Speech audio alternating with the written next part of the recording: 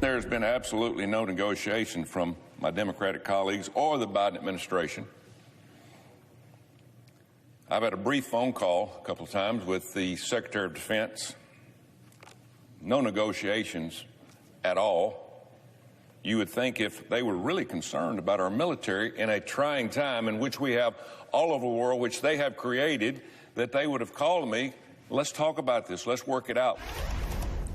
Irony may, in fact, be dead. That was Alabama Senator Tuberville earlier today, accusing Democrats of not caring about the military over his own blockade of military promotions for the Defense Department's abortion policy. That blockade ended yesterday, for the most part. The Senate confirmed more than 400 promotions in one single vote.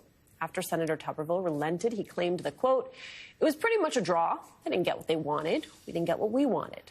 As if Tuberville's blockade, which leadership said was hurting military readiness, was just a game. Tuberville is still holding up the promotion of almost a dozen four-star generals in his last act of defiance.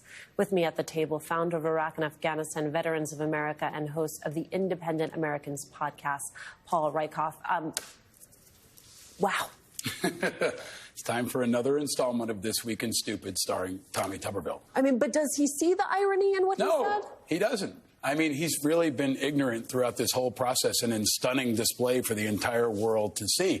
The stupid has gotten more narrow because he's been defeated. He's been rolled by people in his own party, by veterans groups, by former secretaries of defense, by the media. He's been pushed to have to back down, in part because Schumer would have forced it to a vote. And then he would have seen Republicans actually vote against him and his blockades. But now he's narrowed it down to only 4 stars, which are still senior leaders that are going to command units in a time of military conflict. So he's narrowed his focus, but it's more stupid and similarly detrimental and damaging to our national security as ever before. But what did he get? Nothing. He got made famous for being ridiculous and for undermining our national security. I think he hurt his own party. I think maybe he jockeyed for favor among the most extreme wing of his party. Maybe he's trying to curry favor with Trump and others. But he lost. And in the end, so did our military. 400 military families lost, 400 units lost. It's going to impact recruiting, retention. And now that they're zeroing, now there's the playbook that others are starting to use. Joni Ernst is blocking an admiral, a female admiral, because she did something radical like promote women in the military. They're waging their culture war specifically now on individuals in the military. It's narrowed, but it's still as extreme and reckless as ever before. You bring up a good point, which is we talk about readiness, and we should talk about readiness, and we will talk about readiness and the stakes there. There's also just morale, and there is the damage that does, that it's hard to measure, but I have to imagine that it lasts. It does. It drives people out of the military. It forces people to retire early. It encourages people to just not join because they might get caught in this political crossfire. And we're focusing on this instead of focusing on supporting Ukraine while Ukrainians are dying in the mud right now to fight against fascism and against Putin. We're not focusing on Israel and Gaza. We're not focusing on domestic threats here at home or even on the border.